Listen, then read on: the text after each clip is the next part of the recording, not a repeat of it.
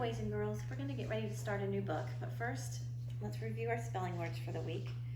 We have IR, birth, firm, chirp. So IR makes that sound. Birth, firm, chirp. We have IGH. It makes that long I sound. Thigh, tight, light. Again, IGH makes that long I sound. Thigh, tight, light. We have I consonant E, spine, wine, crime. Again, spine, wine, crime. And then we have IRE, which makes an IR sound. Spire, higher, fire. IRE makes an IR sound. Spire, higher, fire. Now, let's talk about some of the words that we're going to see in the story this week. First of all, we have the word biographies. Bio means life. Graph means to write. Biographies is when we tell true stories of someone's life, okay? So, for instance, we're going to start a book about Jackie Robinson, and it's a true story about his life. Now, something that he had to face in this story is called prejudice.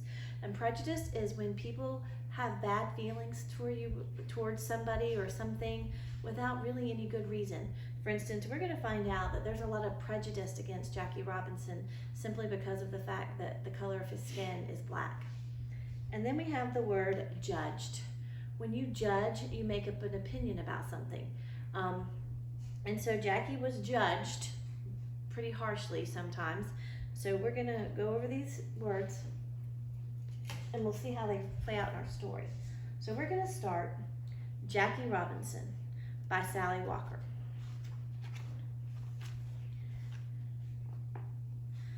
Pepper Street, Pasadena, California.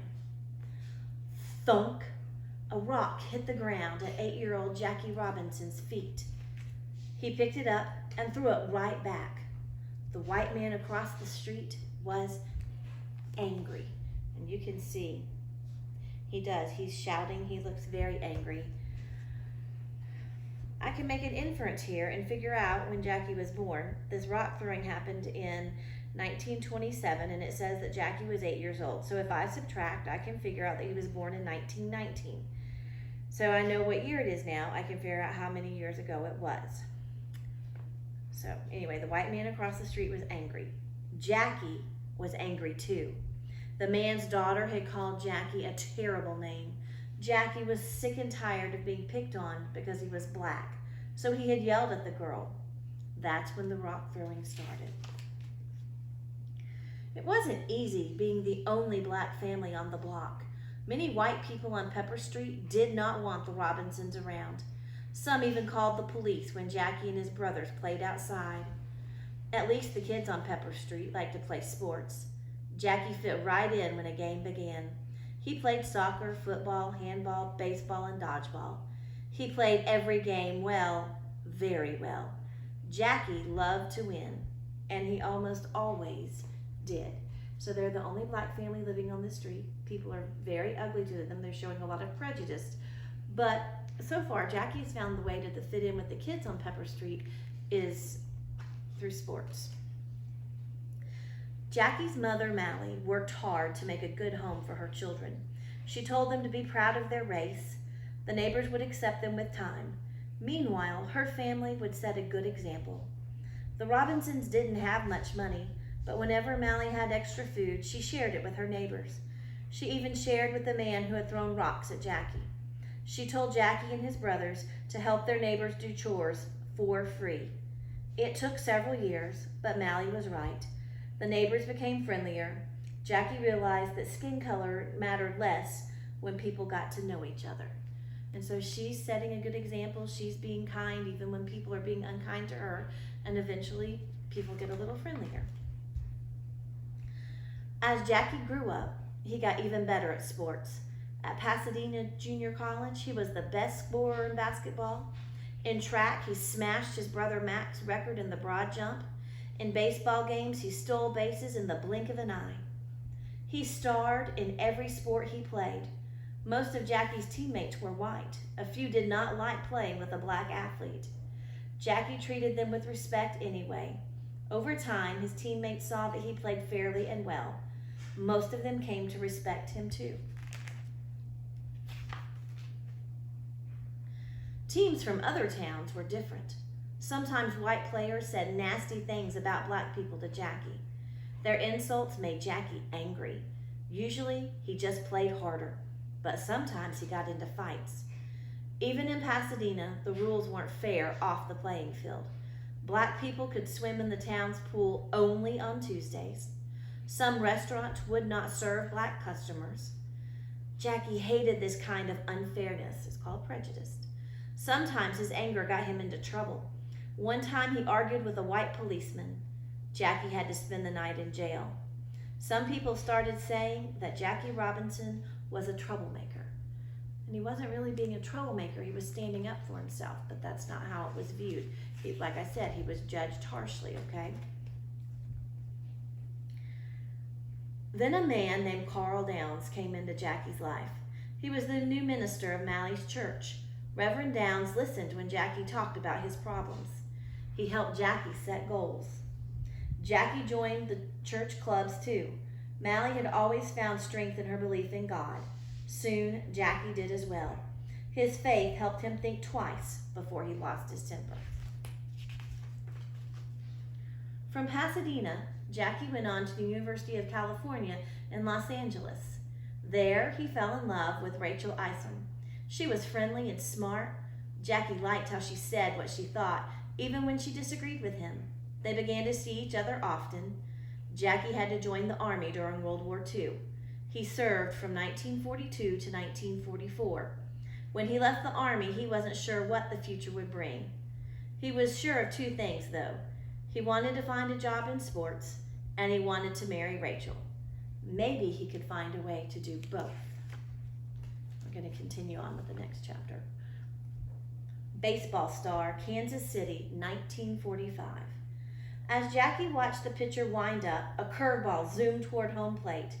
It might have fooled some hitters, but not Jackie Robinson. Crack! The ball soared into the outfield. A base hit. At age 26, he had found a job playing a sport he loved. He had joined the Kansas City Monarchs, a team in the Negro American League. Black athletes had not been allowed to play Major League Baseball since 1884. They could play only in the Negro Leagues. The Monarchs had many outstanding players. Jackie learned all he could from them. The Negro Leagues were far from perfect. Road trips were tough. White hotel owners would not rent rooms to the Monarchs. They had to sleep in the bus. And white gas station owners didn't let the team use their restrooms. Jackie's old anger came back. Sometimes he thought about quitting. I'm going to stop right here and ask myself why the people did these terrible things to black players. It doesn't really make sense to me. But then I have to remember that this was a long time ago. It could never happen now because it's wrong and it's against the law. But I have to remember that this part of the story is happening in the 1940s. Then Jackie got a surprise. In August of 1945, Branch Rickey invited Jackie to meet with him. Rickey was the president of New York's famous Brooklyn Dodgers. Like all major league teams, the Dodgers were all white. Why would Rickey want to see Jackie? The two men met secretly in New York City. Rickey made a stunning offer. He wanted Jackie to play for the Montreal Royals in Canada. The Royals were the Dodgers' training team. If Jackie played well enough, he would move up to the Dodgers. Jackie could not speak. Was it possible that he might get to play Major League Baseball? Branch Rickey had more to say. All black athletes would be judged by what Jackie did and said. His success would depend on how well he could control his temper. Some people would be cruel. They would try to get Jackie to yell or fight. Rickey needed a ball player with guts enough not to fight back. He tested Jackie to show what he meant. Rickey pretended to be a white player who hated black people. He shouted insults about Jackie's race and his family. Those things were hard to listen to, but Jackie kept his mouth shut. Then he promised to do as Rickey asked. No matter what the others did, Jackie would not shout or start a fight. The two men shook hands. Jackie Robinson was going to Montreal. Jackie would not have to start his new life alone.